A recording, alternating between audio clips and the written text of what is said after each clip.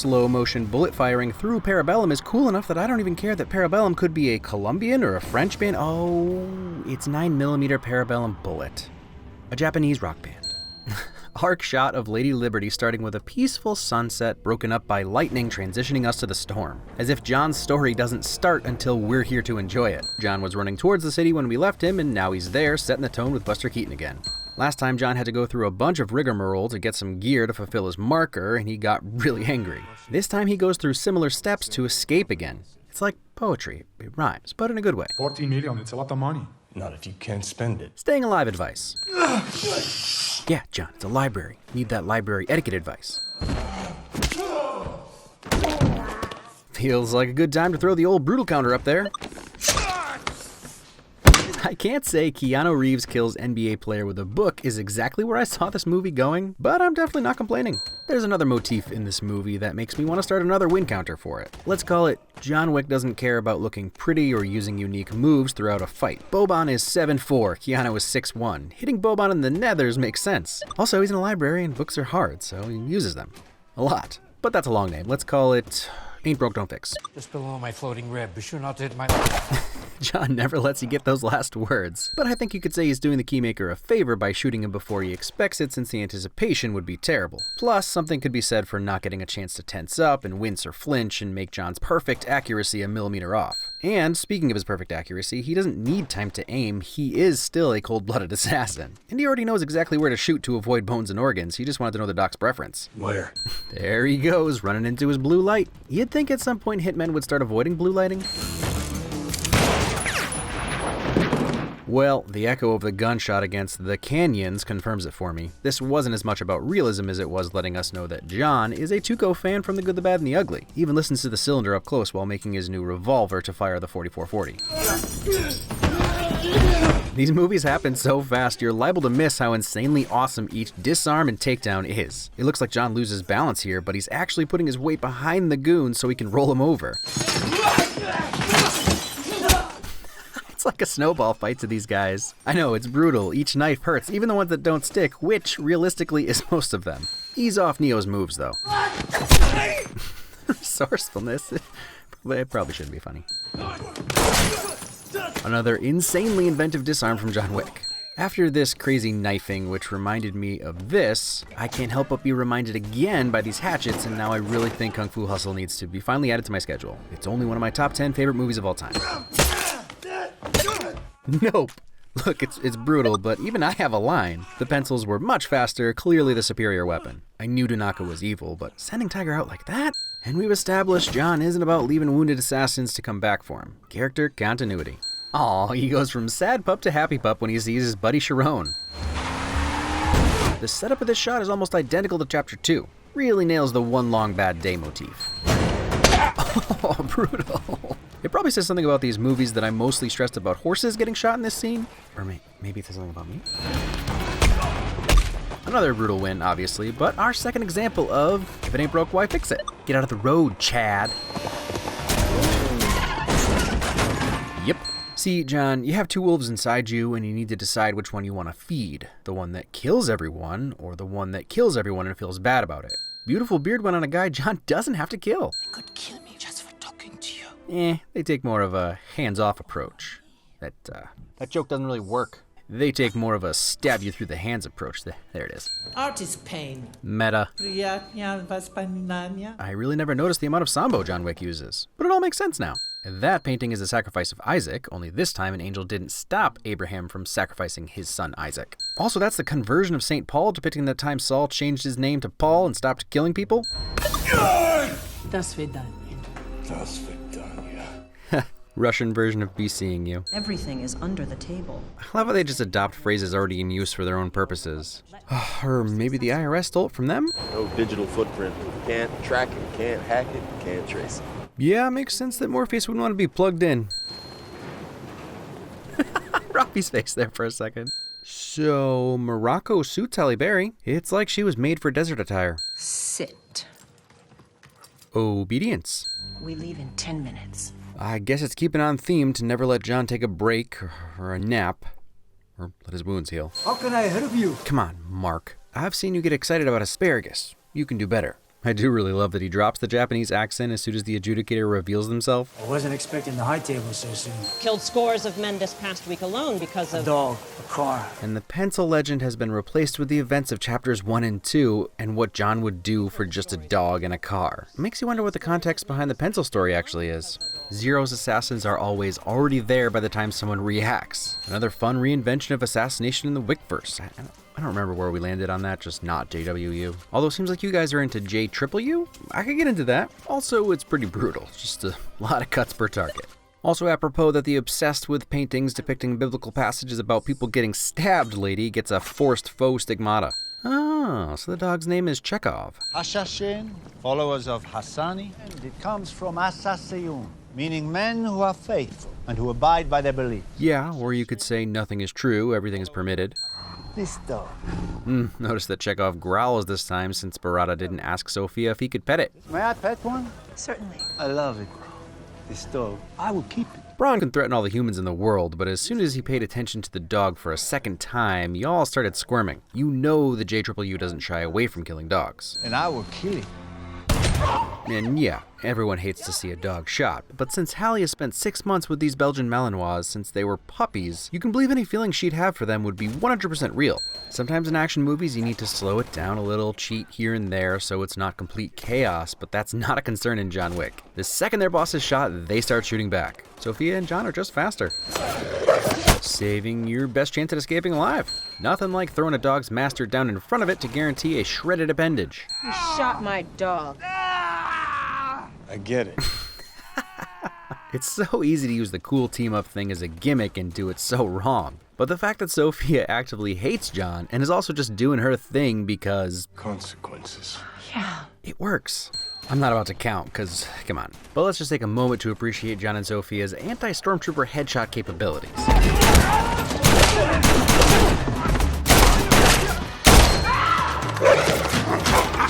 Good doggo.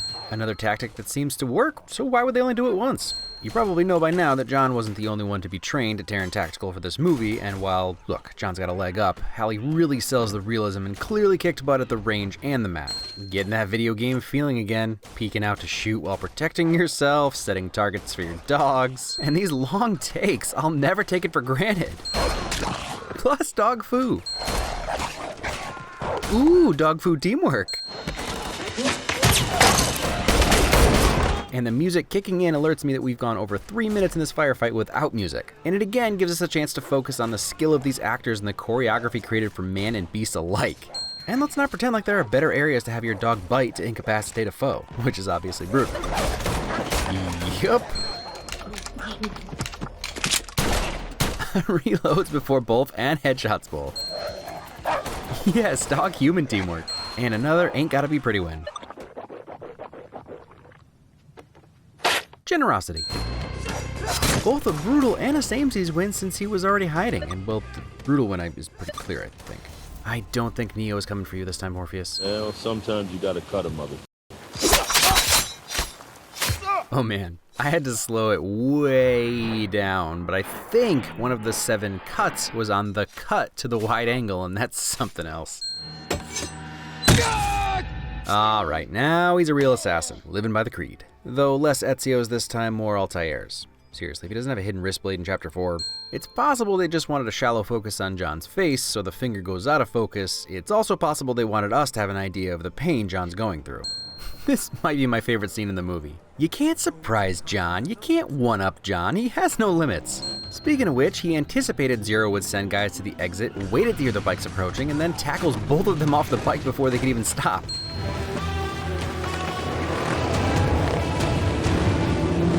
There are a few scenes in this movie that elevate it or at least make it stand out among the other two. This is one of them. The score picks up, letting you know something is about to happen, and then the setup of the scene is given reverence with the center framing pulling back as John's pursuers approach him, complete with a synchronous sword draw. And I know this set piece is referencing the villainess, but if you didn't also get Final Fantasy VII feels from this, what have you been doing with your life? Double kill. Another double kill. Gotta be efficient on bikes. Sir, put your weapon down. Chiron to the rescue. Also, I know, it might be Charon. I even pronounced it Charon last time, but... Sharon. I love that difference between Cassian and Zero. Up until this moment, we're led to believe all assassins know and respect each other and have been doing this for some time. We assume that's Zero's deal, but ultimately he's like the annoying kid brother fanboy of the assassin world. Skilled, obviously, but doesn't know his place. I've been looking forward to meeting you for a long time. That's just not how John would describe himself. Hey, dog. True love from a doggo. You're going to war with the High Table. Skirmish. Sounds like Winston had a plan from the beginning. Ironically, a skirmish he didn't even have to fight himself. What do you need? Guns. Lots of guns. He's earned it, though lots has a different meaning here.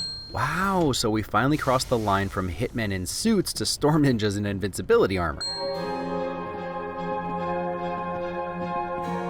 More Vivaldi and Concerto No. 4 Winter feels appropriate with guns. Sharon, would you help set the mood for our new guests? Well, that's it, I'm out. Look, I'll fight John Wick, but I'm not about to put up with flashing green lights. See this pack him. Parabellum. Huh, weird time to bring up a Japanese rock band, but you do you, Winston. And this is the other set piece that makes it stand out. This isn't Team SWAT with no shields anymore, this is just Slayer, or maybe Team Regicide. I don't know, but no more one-shots. But if I was Neo, I would immediately be questioning my reality. Green tints, respawning agents. Oh, that's brutal. You only get one of those. This adds a crazy advantage to the emissaries. Now let's go with Storm Ninjas. Since not only can they take headshots like champs, they can also use that carefree attitude by tricking dudes into exposing their positions when the headshots fail. And then, yeah, little excessive guys. And John has had to adapt his strategy to knocking the guys down with bullets so he can keep reloading and staying alive. Dang it, I never get tired of John's smooth weapon transitions. Oh no, that'll work.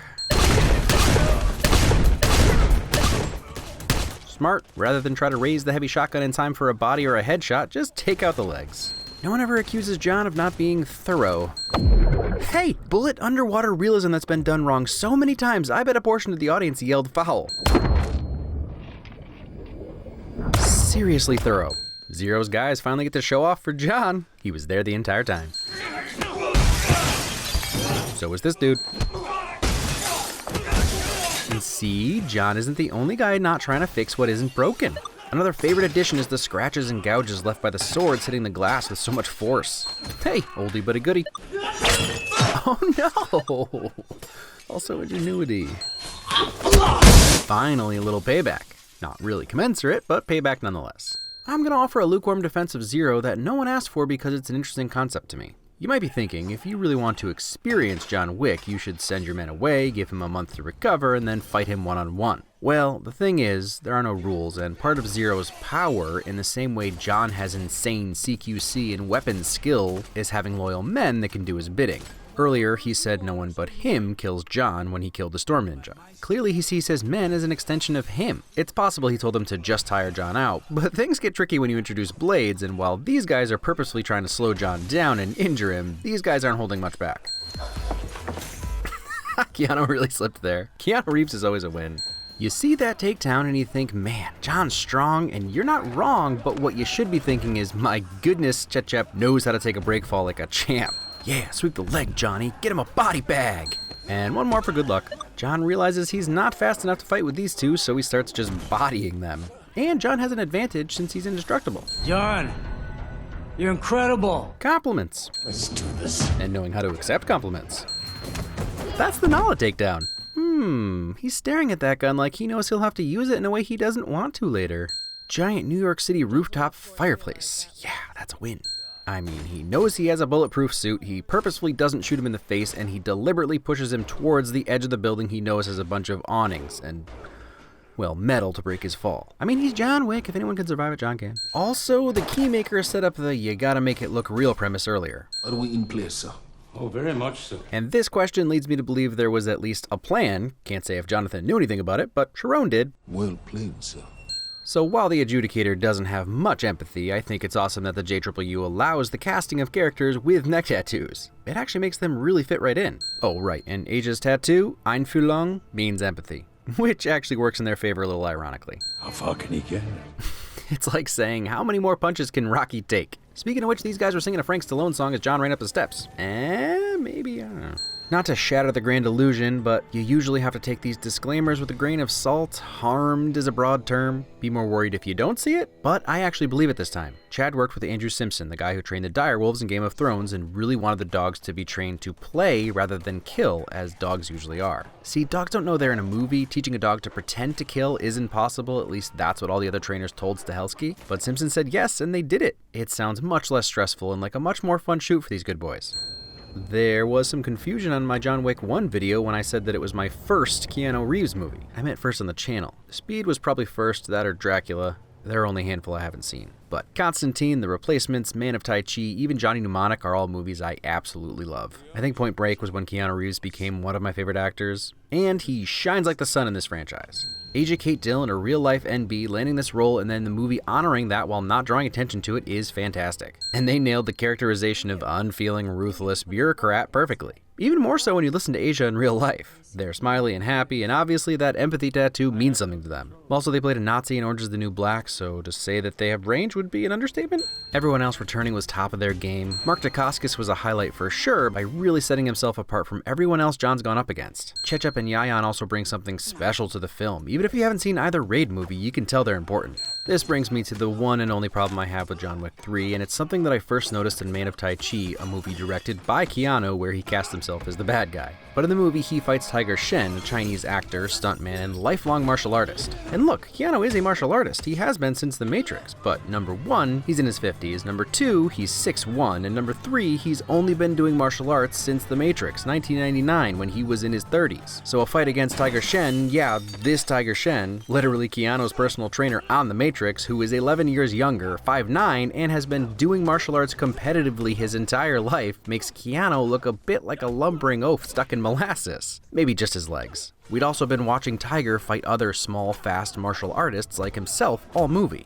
Look, it works in that movie. There's a whole thing about power versus control, and anyway, we come up against the same thing here. The thing is, Keanu isn't slow. Fighting Common and Ruby Rose, and even with the more MMA CQC stuff with Adrian Palicki, he's the superior fighter. These guys are just so freaking fast, you almost feel them slowing down to his pace. They lampshade it, it's still a fun fight. And John Wick isn't necessarily meant to be the best fighter, he's the best killer, which is why he's always doing a balancing act between pretty choreography and brutal, ruthless death dealing. I don't think the movie or universe would even argue that John was better than any of these three other disciplines. Just like he doesn't have Boban's power. Doesn't mean he isn't gonna win, right, John? Yeah. The biggest complaint I want to defend against is that Chapter 3 breaks suspension of disbelief in a way that the other movies didn't. The John Wick franchise at this point is a victim of its own success. When it was just a goofy action movie that surprised everybody with its realism, no one had any real complaints. But the realism refers to how much John does physically and the way the camera doesn't bounce around and the editor lets cuts breathe. It shows the fights. It's about round counting and constant slow, awkward reloading, which he still does all of this in 3, by the way. It was never, however, about what the human body can actually withstand or how it reacts to certain stimuli or the likelihood of a man shooting 90% headshots, especially at the stamina level he is right now from the get-go. He's 5 years out of practice and then gets beaten with a baseball bat before even firing a round or throwing a punch. And it's only been a few days since he got beaten with that baseball bat. It's always been over the top, they're just embracing it a tad more now. I get that they're doing a thing, and I'll be okay with it if they keep going, but I wouldn't hate to see John get a little time jump where he has a chance to heal. I realize that part of the problem is that John Wick being beaten to a pulp works well for Keanu, who in his mid-50s isn't as fast as he was at 35. Just saying, full-speed John Wick could be fun if he exists. You with me, John? Yeah. The John Wick movies have filled a niche similarly to the way Mission Impossible movies do. I wouldn't say the first Mission Impossible was all about the knock list wire scene, at least maybe it wasn't created to be that way, but it started a trend of creating amazing set pieces for the franchise. Each had their own, but it really became a thing with the Burj Khalifa in 4, and it's been about escalating that ever since. John Wick wasn't necessarily made to show off amazing stunts or Keanu's months of firearms and martial arts training, making everything he does as close to real as possible. But just like Mission Impossible, that aspect took on a life of its own. And now that they know they exist inside the best fight scenes in realistic gunplay universe, they're gonna lean into it. John Wick isn't some genius mastermind who always has a plan like Bond. He's not some experimental government weapon like Bourne. He's not Tom Cruise. He's just a guy with some expertly honed skills who is always larger than life. This movie explores that legendary status quite a bit. You could call it a theme. It's always been a joke, but this time 2 arguably superior assassins actually let him live so they can have their shot at beating him. Zero's whole thing is trying to live up to the legend of John Wick. But like we talked about in Chapter 2, when D'Antonio was asking John how he'd kill him, My hands. and then John does this. Because John couldn't care less about the legend. It works to his advantage, but he barely even acknowledges it, which I personally find way more terrifying. John was surprised when Chechep and Yayan let him live, because why? I get the feeling that if John was a more talkative guy, he'd say something like, "You guys take this too seriously." Doesn't mean he doesn't have honor. And Zero was too stupid to know what he had gotten himself into. See? We're the same. They aren't the same. Not because his reasons are wrong, but because Zero doesn't understand John Wick. How could he? John doesn't completely understand John Wick. To remember. You sure that's the motivation at this point, John? Yeah. Oh, okay. In the first movie, I made a point to talk about how Willem tells John not to blame himself, and John questions that because he's unsure if he was the reason, if his wife died of cancer because he's just got too much red in his ledger. After his piece was killed from him, John chose to come back because justice? Vengeance? Karma? I think he just didn't know what else to do, and it seemed clear that redemption wasn't an option. But Chapter 2 opens with him actually achieving peace with the brother and uncle and boss of the men he's killed, partially because you don't mess with John Wick, and also maybe because Peter Stormare thought John did deserve a win. Then his hand is forced again by D'Antonio, but by the end, he breaks the rules to serve whatever justice John thought was needed. Now we hit Chapter 3, and the consequences are piling up. But John decided to keep going, and now in the wake of destruction, he leaves even more piles of bodies and wounded accomplices who either owed him something or, I don't know, considered him a friend. And you start to realize that each of them accepts their repercussions because they know that saying yes to John was inviting the High Table to come down on them. Well, except for Winston, who plays the game the best. But John is left still questioning if Helen's husband, John, even exists at this point, since John Wick is the only thing keeping him alive. I joked, but the 2 wolves thing has been a motif from the beginning. And it all aligns with John's mythos that he's had since day 1, the subtitle of this film, the paradoxical Si vis pacem parabellum. If you want peace, prepare for war. That's all John Wick has. Someone once called it Sisyphean, or at least he meant to. And after the war is over and John gets his peace, I'm not totally sure he'll get the happy ending we might wish for. And it's at this point that I again need to send you over to Movies with Mikey's John Wick Chapter 3 video because he expounds on some of the symbolism and choice and consequences that I only talked about briefly. He also has this whole thing about John versus crime, and it's just good, y'all. I can say that, he's a Texan. Go check out his video. As with all his John Wick vids, well, all videos. It'll open your mind. Speaking of things I enjoy watching, I'm going to leave you with Keanu talking about superhero movies and remind you of something John Green already knows. Why Keanu Reeves is always a win. Have you been approached for some of these superhero movies? I feel like we should see you in. Well, that's kind. Yeah, it'd be fun to do. Domestic Weekend. Yeah. 350 million. That's awesome. But that's because people are excited to see the films and all of the performers and artists who've gone to telling these stories. This isn't just like a one-off, an amazing movie-going experience, you know? Mm-hmm. And there's nothing like it on Earth. I mean, that's like... Next week, well, it's a little up in the air. So I don't want to get anyone's hopes up and then not have time to get it done. But there will be a video of some kind next week.